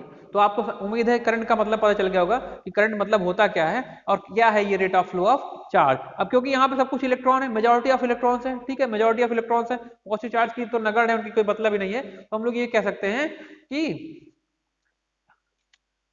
अब यहाँ पे मैं लिखता हूं द अमाउंट ऑफ चार्ज का मतलब यहाँ पे किससे, अब इलेक्ट्रॉन से, सब कुछ हमको इलेक्ट्रॉन से डील करना है, electrons passed through a cross section और a point in unit time is known as electric current, electric current इसका मतलब ये है फुल डेफिनेशन, ये है फुल डेफिनेशन। अब यहाँ पे देखिए I इक्वल टू हमने क्या रख दिया, T हमने 1 सेकंड रख दिया, तो I इक्वल टू क्या आ गया, यहाँ पे देख रहा है ये ना, I इक्वल टू क्या हो गया Q, यानी amount of charge unit time में जितना पास होगा, एक यूनिट टाइम में यानी 1 सेकंड में जितना चार्ज पास हुआ किसी क्रॉस सेक्शन एरिया से, वही उसके करंट के बराबर है, वही करंट के बराबर है। ठीक है, ये हो गया I equal to dq by dt। यहाँ से एक और फॉर्मूला निकल के आता है जिसको भी आप याद रखेंगे, उस पर न्यूमेरिकल आते हैं। यहाँ पे मैं इसको लिख दे रहा हूँ, ये और निकल के फॉर्मूला होता है। यहाँ पे क्या हो जाएगा QT, क्यू वेरिएबल टी है, तो QT इक्वल टू क्या हो जाएगा, integration of IT dot dt, integration of IT dot dt, ये ठीक, इतना कूलाम। ठीक है, तो इतनी चीजें अभी आप याद रखेंगे करंट के लिए, इतनी चीजें आप करंट के लिए याद रखेंगे। ठीक है, फिर हम लोग इसके आगे नेक्स्ट लेक्चर में मिलते हैं और फिर आगे पोटेंशियल डिफरेंस और पावर एनर्जी इन सबको डिस्कस करेंगे। करंट के लिए इतनी चीजें आप याद रखिए। हम एक दो न्यूमेरिकल, 2-3 न्यूमेरिकल भी डिस्कस करेंगे इसके साथ, जो परीक्षाओं में पूछे गए हों जिस प्रकार के, या उनके पूछे जाने की संभावना है। कुछ अच्छे न्यूमेरिकल्स एक दो डिस्कस करेंगे और फिर पोटेंशियल डिफरेंस, EMF, इन सब पे आगे बढ़ेंगे और उसको कि चार्जेस के बारे में, एटॉमिक स्ट्रक्चर के बारे में और इलेक्ट्रिक करंट के बारे में, इलेक्ट्रिक करंट के बारे में। तो इलेक्ट्रिक करंट के बारे में मैंने आपको काफी चीजें बताई, उसकी डेफिनेशन वगैरह, डायरेक्शन क्या होती है बेसिकली इलेक्ट्रिक करंट, जो हम लोग कहते हैं rate of flow of electron, उसका मतलब क्या है कि कैसे एक क्रॉस सेक्शन एरिया से जो पास होने वाले इलेक्ट्रॉन्स है, यानी इलेक्ट्रॉन्स का जो चार्ज है किसी एक पॉइंट से एक यूनिट टाइम में, उसको हम लोग करंट कहते हैं। वो सब चीजें हमने समझी। करंट में थोड़ी सी चीज और है जो हम समझते हैं और फिर कुछ न्यूमेरिकल्स पे आगे बढ़ते हैं। ठीक है, जैसे हम लोग, आपको पता है कि करंट का हम लोग क्लासिफिकेशन करते हैं। करंट कितने टाइप की होती है, 2 टाइप की। कौन कौन सी, AC और DC। थोड़ी सी इसको हम थोड़ा सा समझ लेंगे, अभी आगे हम डिटेल में पढ़ेंगे जब AC में चलेंगे कि AC क्या है, लेकिन अभी बस थोड़ी सी जानकारी आपको देता हूँ करंट के बारे में। तो करंट कितने टाइप की होती है, 2 टाइप की, एक अल्टरनेटिंग करंट, एक अल्टरनेटिंग करंट, ठीक है, जिसको हिंदी में हम लोग बोलते हैं प्रत्यावर्ती धारा। दूसरी डायरेक्ट करंट, जिसको दिष्ट धारा बोलते हैं, हिंदी वाले अपना लिख लेंगे डायरेक्ट करंट, दिष्ट धारा। तो एक हो गई अल्टरनेटिंग करंट, दूसरी दिष्ट धारा। ठीक है, अब अल्टरनेटिंग करंट क्या होती है, वही हम थोड़ा थोड़ा समझेंगे इसको, आप बेसिक आइडिया लीजिए बस। ये हो गई AC, ये हो गई DC। ठीक है, ठीक, तो अल्टरनेटिंग करंट क्या है, ऐसी इलेक्ट्रिक करंट, ठीक है, ऐसी इलेक्ट्रिक करंट जिनका मैग्नीट्यूड और टाइम, जिनका मैग्नीट्यूड और टाइम समय के साथ परिवर्तित होते रहे, जिनका ऐसी इलेक्ट्रिक करंट जिनका मैग्नीट्यूड और डायरेक्शन समय के साथ परिवर्तित होते रहे और वो एक निश्चित समय के बाद अपना फेज अल्टर कर दे, यानी फेज को भी परिवर्तित कर दे। ऐसी करंट हमको क्या कहलाती है, ऐसी करंट कहलाती है अल्टरनेटिंग करंट। मतलब ऐसी इलेक्ट्रिक करंट्स जो एक निश्चित समय के बाद अपना फेज अल्टर कर दे और जिनका टाइम के साथ मैग्नीट्यूड और डायरेक्शन वेरिएबल हो, ऐसी करंट्स को हम लोग कहते हैं एसी करंट। जैसे ये हमने एक एसी करंट का एक एग्जांपल दिया, ये इसको बोलते हैं साइनसॉइडल एसी करंट, यानी ज्यावक्रीय करंट है। ये हमने मान लो कोई करंट को शो किया है, उसका ये ग्राफ बनाया, तो क्या है, ज्यावक्रीय करंट है। इसमें आप देखेंगे हर एक पर्टिकुलर टाइम पे कोई भी आप टाइम ले लीजिए, ठीक है। इसको थोड़ा बड़ा बनाता हूँ आपके लिए ताकि आप समझे। डीसी को मैं नीचे समझा दूंगा, एसी को उधर समझा देता हूँ। ये आप समझिए, ये एसी को डील करेंगे एसी में जब हम लोग पढ़ेंगे। अभी आप थोड़ी सी आइडिया लीजिए बस करंट के बारे में। तो अगर देखिए हम किसी भी पर्टिकुलर टाइम बात करें, इस टाइम पे T1, इस टाइम पे T2, इस टाइम पे T3, तीनों टाइम पे देखिए, ये तीनों टाइम पे अगर हम मैग्नीट्यूड लें तो पहले टाइम पे मैग्नीट्यूड ये है, दूसरे टाइम पे मैग्नीट्यूड ये है, तीसरे टाइम पे मैग्नीट्यूड ये है। तो हम किसी भी इंस्टेंट ऑफ टाइम की बात करें, ये तो पॉजिटिव साइकिल है, ये नेगेटिव पार्ट है उसका, ये पॉजिटिव पार्ट है, नेगेटिव पार्ट है, ठीक है। तो आप देखिए किसी भी टाइम पे देखिए, मान लीजिए I1 हो गई, ये I2 हो गया, ये I3 हो गया कुछ, ठीक। तो हर एक टाइम पे यहाँ पे देखिए क्या है, मैग्नीट्यूड बदल रहा है, यानी परिमाण क्या है इसका, लगातार बदल रहा है। और हम लोग दिशा कैसे निकालते हैं, दिशा वक्र में दिशा कैसे निकालते हैं, कर्व में उस पॉइंट पे टेंजेंट ड्रॉ करके। मान लीजिए चलो हम यहाँ पे टेंजेंट ड्रॉ किए इस पॉइंट के लिए, इसका डायरेक्शन ये है, यहाँ पे ड्रॉ करेंगे तो इसका डायरेक्शन क्या मिलेगा, ये यहाँ पे ड्रॉ करेंगे तो इसका डायरेक्शन क्या मिलेगा, टेंजेंट यानी स्पर्श रेखा। ठीक है। तो आप देखिए तीनों की डायरेक्शन अलग अलग है, यानी तीनों पर्टिकुलर टाइम पे हम अगल बगल की बात करें, यहाँ पे भी अगर मान लीजिए यहाँ पे हम ड्रॉ करेंगे तो इसकी डायरेक्शन ये आ जाएगी। तो आप देखिए हर एक इंस्टेंट ऑफ टाइम के साथ इसका डायरेक्शन चेंज हो रहा है। मैग्नीट्यूड तो आपने देख ही लिया, चाहे किसी इंस्टेंट ऑफ टाइम पे देखिए, चाहे ये देखिए चाहे उसके बगल ये देखिए, तो पहले ये था अब ये हो गया। ठीक है, हर एक इंस्टेंट ऑफ टाइम पे इसका मैग्नीट्यूड और डायरेक्शन चेंज हो रहा है। और देखिए एक निश्चित समय के बाद ये अपने फेज को भी यानी कला को भी परिवर्तित कर दे रहा है। यहाँ पे ये कैसा था पॉजिटिव, यहाँ पे कैसा हो जाएगा ये नेगेटिव। ठीक है, तो ऐसी जो भी हमारी धाराएं होंगी यानी करंट होगी, इलेक्ट्रिक करंट, उसको हम लोग बोलेंगे अल्टरनेटिंग करंट। तो अल्टरनेटिंग करंट क्या है? ऐसी करंट जिसकी, लिख लेंगे अल्टरनेटिंग करंट क्या है? एक ऐसी current, alternating currents are those currents whose direction and magnitude changes with time and a particular interval of, and after a particular interval of time it alters its phase। मतलब प्रत्यावर्ती धारा वह धारा है जो जिसका परिणाम एक समय के साथ तथा दिशा समय के साथ परिवर्तित होती है तथा एक निश्चित समय के बाद वह अपनी कला भी परिवर्तित करता है। ठीक, ऐसी धारा को हम लोग दिष्ट धारा, वो प्रत्यावर्ती धारा कहते हैं। अब दिष्ट धारा के बारे में समझेंगे। दिष्ट धारा क्या होती है? दिष्ट धारा वो धारा है जिसका परिमाण और दिशा, जिसका परिमाण और दिशा समय के साथ परिवर्तित नहीं होते हैं। इसका परिमाण और दिशा समय के साथ परिवर्तित नहीं होते हैं, ऐसी धारा को हम लोग दिष्ट धारा कहते हैं। देखिए ये समझिए, ये हमारी करंट आई है, ठीक है, यहाँ पे करंट आई है। तो ये देखिए किसी भी इंस्टेंट ऑफ टाइम पे अगर हम देखें, किसी भी इंस्टेंट, ये T1 हो गया, ये T2 हो गया, ये T3 हो गया, ये T4 हो गया, T5, किसी भी इंस्टेंट ऑफ टाइम पे देखिए, ये देखिए हर समय इसका मैग्नीट्यूड क्या है? कांस्टेंट है। क्या है इसका मैग्नीट्यूड? कांस्टेंट है। और डायरेक्शन निकालेंगे तो डायरेक्शन तो हमेशा यही है। ठीक है, तो ऐसी करंट जिसका मैग्नीट्यूड और डायरेक्शन, ठीक, जिसका मैग्नीट्यूड और direction, magnitude and direction, magnitude and direction constant होता है। ठीक है, जिसका मैग्नीट्यूड एंड डायरेक्शन कांस्टेंट होता है उसको हम लोग क्या बोलते हैं? उसको हम लोग बोलते हैं डीसी करंट। और इसमें कोई फेज अल्टरेशन भी नहीं होगा, यानी ये फेज भी चेंज नहीं करता अपना। ठीक, और ऐसी करंट जिसका magnitude, direction is variable with time. ठीक है, इसका ये क्या कहलाती है? हमारी एसी करंट। और एक निश्चित समय के बाद अपना फेज को भी अल्टर कर देते हैं। तो इतना आप करंट इन दोनों के विषय में अभी समझिए, और आगे जैसे जैसे हम लोग अपना पढ़ते चलेंगे और हम इसको एक्सप्लेन करते चलेंगे। अभी हमको एसी तो पूरा एक हमारा फेज ही है जिसको हमको डिस्कस करना है, एसी। ठीक, वहां पे हम लोग उसको काफी डिटेल में पढ़ने वाले हैं। तो अभी आप ये बेसिक चीजें समझिए, एसी क्या है, डीसी क्या है। ठीक है, और भी आप एक चढ़ी होगी, पढ़ा होगा कि एसी में क्या होती है? फ्रीक्वेंसी। इसमें कोई फ्रीक्वेंसी नहीं। फ्रीक्वेंसी क्या है? यहाँ पे कोई साइकिल ही नहीं बन रही है, क्योंकि यहाँ पे कोई अल्टरेशन ही नहीं है। जहाँ पे कोई साइकिल ही नहीं बनेगी तो वहां पे फ्रीक्वेंसी क्या है? ठीक है, फ्रीक्वेंसी क्या है? नंबर ऑफ साइकिल्स पर सेकंड। जब यहाँ पे कोई साइकिल ही नहीं है तो यहाँ पे क्या फ्रीक्वेंसी होगी? तो इसकी फ्रीक्वेंसी जीरो हो गई। डीसी की फ्रीक्वेंसी क्या होती है? जीरो। आइडियली फ्रीक्वेंसी क्या है इसकी? जीरो।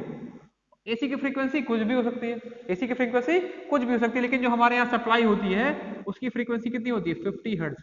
इंडिया में 50 हर्ट्ज, और कई यूरोपियन कंट्री में और अमेरिका में 60 हर्ट्ज। मतलब वो एक सेकंड में, ये हमारे यहाँ की जो एसी है वो 50 चक्कर लगाती है और वहां वाली 60 चक्कर लगाती है। तो एसी के हमारे यहाँ पे जो आने वाली करंट है घरों में जो आती है हमारी सप्लाई, उसकी फ्रीक्वेंसी है 50 हर्ट्ज। और डीसी में क्योंकि कोई साइकिल ही नहीं बनती है इसलिए यहाँ की कोई फ्रीक्वेंसी नहीं होती, इसकी फ्रीक्वेंसी कितनी हो गई? जीरो। ठीक है, तो ये भी याद रखिएगा, कुछ टेक्नीशियन लेवल की परीक्षाओं में ये प्रश्न पूछे गए हैं। ठीक है, तो भारत में आने वाली इलेक्ट्रिकल सप्लाई की फ्रीक्वेंसी कितनी है? 50 हर्ट्ज। और विदेशों में, कई देशों में जैसे अमेरिका और कुछ यूरोपियन कंट्रीज में 60 हर्ट्ज है, लेकिन हमारे भारत में 50 हर्ट्ज। ठीक, और हमारी डीसी की फ्रीक्वेंसी कितनी होती है? जीरो। क्यों? क्योंकि यहाँ पे कोई साइकिल ही नहीं बनती, कोई अल्ट्रेशन ही नहीं है। जब कोई अल्ट्रेशन और कोई साइकिल नहीं है, यहाँ पे कोई फ्रीक्वेंसी भी नहीं होगी। अब करंट से जुड़ा हुआ टर्म एक और है, इसको हम लोग बोलते हैं करंट डेंसिटी। उसको भी साथ में चलते चलिए। अभी आगे जब हम लोग ओम्स लॉ पढ़ेंगे तो वहां पे उसका काम आएगा। तो अभी उसको आपको थोड़ा आइडिया होना चाहिए करंट डेंसिटी क्या होता है। करंट डेंसिटी, ठीक, इसका सिंबल होता है जे। इसको हम लोग जे से डोनेट करते हैं, करंट डेंसिटी। तो करंट डेंसिटी क्या है? तो करंट डेंसिटी का मतलब है कि करंट पर यूनिट एरिया। ठीक है, एक यूनिट एरिया में यानी एकांक क्षेत्रफल में जितनी करंट होगी उसको हम लोग बोलते हैं करंट डेंसिटी। जैसे फ्लक्स डेंसिटी आपने पढ़ी होगी, फ्लक्स डेंसिटी क्या होता है, एकांक क्षेत्रफल में जितना मैग्नेटिक फ्लक्स होगा उसको उसकी फ्लक्स डेंसिटी कहेंगे। वैसे ही करंट डेंसिटी है, करंट डेंसिटी क्या है कि करंट पर यूनिट एरिया, ठीक है। करंट, करंट का मतलब इलेक्ट्रिक करंट से है, यहाँ पे करंट पर यूनिट एरिया, ठीक है। करंट पर यूनिट एरिया हमारा क्या कहलाता है, करंट डेंसिटी, ठीक। तो current density J equal to क्या हो जाएगा, J equal to I by A, J equal to I by A, ये इसका फॉर्मूला है। तो ये क्या हो गया, एम्पियर पर मीटर स्क्वायर इसकी यूनिट हो गई, याद रखेंगे एम्पियर पर मीटर स्क्वायर। अगर हम लोग एरिया को यूनिट मान लें, ठीक है, अगर एरिया को यूनिट मान लें तो J इक्वल टू क्या हो जाएगा, if A equal to 1 metre square, तो हमारा ये J इक्वल टू क्या हो गया, I। तो इसीलिए हम लोग कहते हैं कि current per unit area is equal to the current density. तो करंट डेंसिटी क्या हो गई, J equal to I by A, यानी current per unit area is known as current density. तो इतनी चीजें आप याद रखेंगे। करंट डेंसिटी का हम लोग जब point form of Ohm's law लिखेंगे तो वहां पे काम आता है, इसलिए मैंने अभी आपको यहाँ पे थोड़ा सा आइडिया इसको दे दिया। करंट पर यूनिट एरिया क्या कहलाती है, करंट डेंसिटी। आगे बढ़ते हैं। अब जैसे आपको ये दो प्रश्न मैंने दिए हैं, ये दो प्रश्न देखिए। पहले प्रश्न में क्या कह रहा है कि if a conductor carrying 1 ampere current, ठीक है, यानी एक कंडक्टर में 1 एम्पियर करंट फ्लो हो रही है, तो the number of charges passing through a point in a unit time. तो एक किसी पॉइंट से, कंडक्टर के किसी पॉइंट से एक यूनिट टाइम में कितना चार्ज, कितने नंबर ऑफ चार्ज पास हो रहे हैं, आपको ये बताना है, ठीक। तो सबसे पहले हम गिवन देख लेंगे क्या क्या दिया हुआ है। हमको करंट दी हुई है, आई इक्वल टू कितना दिया हुआ है, 1 एम्पियर, ठीक है। और क्या दिया हुआ हमको, और हमको क्वेश्चन दिया और हमको दिया यूनिट टाइम, यानी टाइम दे दिया t इक्वल टू 1 सेकेंड। और हमको बताना क्या है, हमको बताना है नंबर ऑफ चार्ज, जिसको हम लोग n से डोनेट करते हैं, ठीक है। नंबर ऑफ चार्ज हमको n से बताना है कि नंबर ऑफ चार्ज। तो हमको पता है कैसे हम लोग लगाएंगे, हमको पता है i इक्वल टू क्या होता है, q बाई टी, और q बराबर क्या होता है, n dot e by T, ठीक है। तब हमको पता हो गया। अब टाइम क्या दे दिया उन्होंने, एकांक दे दिया, तो ये i इक्वल टू क्या हो गया, n e के बराबर, t इक्वल टू 1 सेकेंड हमने पुट कर दिया। तो हमको निकालना क्या है, हमको निकालना है n, हमको e उन्होंने दे रखा है और हमको ये e पता है। तो ये कितना हो गया, 1 एम्पियर, n को हमको निकालना है, एक इलेक्ट्रॉनिक चार्ज का मान 1.6 गुणे 10 की घाते -19। तो इसको नीचे लेके आएंगे तो n इक्वल टू क्या हो जाएगा, 1 upon 1.6 into 10 to the power -19। ये ऊपर चला गया तो ये कितना हो जाएगा, ये हो जाएगा 1 upon 1.6 into 10 to the power -19, ऊपर जाके +19। तो यहाँ से हमको n इक्वल टू मिलेगा 6.25 into 10 to the power 18 electrons, ठीक है। ये तो कितने नंबर ऑफ इलेक्ट्रॉन्स पास हुए, 6.25 into 10 to the power 18 electrons. तो ऐसे तमाम क्वेश्चन पूछ जाते हैं। बस वो क्या करता है, यहाँ पे करंट को चेंज करेगा, कभी 3 एम्पियर, कभी 4 एम्पियर, कभी कुछ एम्पियर, 8 एम्पियर, 7 एम्पियर, 2 एम्पियर, ऐसे बदलता रहता है और आपसे नंबर ऑफ चार्ज पूछेगा, ठीक है। तो ये तो इलेक्ट्रॉन, ये जो हमारा प्रश्न है ये तो सीधे कई बार परीक्षाओं में पूछा गया है, सीधे भी ये पूछ लिया गया है कि 1 एम्पियर अगर चार्ज हमारा फ्लो होगा तो कितने इलेक्ट्रॉन पास करने चाहिए, तो कितने इलेक्ट्रॉन पास करते हैं, इसको आप ये याद भी रख सकते हैं, ये तो डायरेक्ट प्रश्न आ जाता है। तो कितना होता है 6.25 into 10 to the power 18 electron, यानी एक यूनिट सेकंड में, यानी एक सेकंड में अगर किसी पॉइंट से इतने इलेक्ट्रॉन गुजरे तो वहां पे करंट का मान कितना होगा, 1 एम्पियर। वहां पे करंट का मान कितना होगा, 1 एम्पियर। इस तरह से कभी टाइम ड्यूरेशन भी दे देता है कि किसी पॉइंट से, किसी ऐसे क्वेश्चन कैसे आ सकता है, आप दूसरा क्वेश्चन भी समझ लीजिए कि कह देगा किसी पॉइंट से, किसी कंडक्टर में किसी पॉइंट से t इक्वल टू 2 से t इक्वल टू 4 सेकेंड के बीच उस पॉइंट से समथिंग कुछ आपको नंबर ऑफ इलेक्ट्रॉन दे देगा कि इतने इलेक्ट्रॉन पास हुए, तो आपको बताना होगा कि कितनी करंट उस कंडक्टर में फ्लो हो रही है। तो आप इसी फॉर्मूले में रखेंगे, ठीक है, n dot e number of electrons हो जाएंगे, ठीक, पर यूनिट टाइम आपको निकाल, तो यहाँ पे n की वैल्यू रख देंगे, कितने इलेक्ट्रॉन पास हुए, इलेक्ट्रॉन का चार्ज रखेंगे और वो चार्ज का ड्यूरेशन रख देंगे, यानी वो फ्रैक्शन ऑफ सेकंड रख देंगे जिसके जिसके बीच का आपको निकालना होगा और वहां से आप करंट कैलकुलेट कर लेंगे। अभी हम आगे का क्वेश्चन उससे देख लेंगे। अब दूसरा प्रश्न देखिए, दूसरा प्रश्न क्या कह रहा है, if the charge flowing through a conductor is given by this then the find the current through the conductor at t equal to 2 second. इसको कैसे निकालेंगे, इसको देखिए, हमको पता है, हमने फॉर्मूले भी सारे लिखा दिए आपको करंट। तो ये क्या है, वहां पे हमको वेरिएबल चार्ज दिया हुआ है, यानी टाइम के साथ जो वेरी कर रहा है, तो इसके लिए हमको वही वाला फॉर्मूला भी लगाना पड़ेगा टाइम के साथ वेरिएबल करंट का। तो आई टी इक्वल टू क्या हो जाएगा, आई टी इक्वल टू क्या हो गया, d Q by D T. I t equal to D Q by D t, यहाँ डी क्यू टी, तो यहाँ पे हम लोग सीधे वैल्यू पुट कर देंगे, तो क्या क्या हो जाएगा, D by D T. Q की वैल्यू कितनी है, 9t² प्लस 3t प्लस 1। ठीक है, डिफ्रेंशिएशन करेंगे, सबको आता होगा। ठीक है, इसका डिफ्रेंशिएशन क्या हो जाएगा, 18t। ठीक, इसका डिफ्रेंशिएशन प्लस 3 प्लस 0, कॉन्स्टेंट का 0। ठीक है, अब हमको निकालना क्या है, करंट एट 2 सेकेंड, तो I t at t equal to 2 second, यहाँ पे टी इक्वल टू 2 पुट करना है, तो यहाँ पे क्या हो जाएगा 18 इंटू 2 प्लस 3, ये कितना हो गया हमारा 18 36 39 एम्पियर, 39 एम्पियर। ठीक है, 39 एम्पियर। ठीक,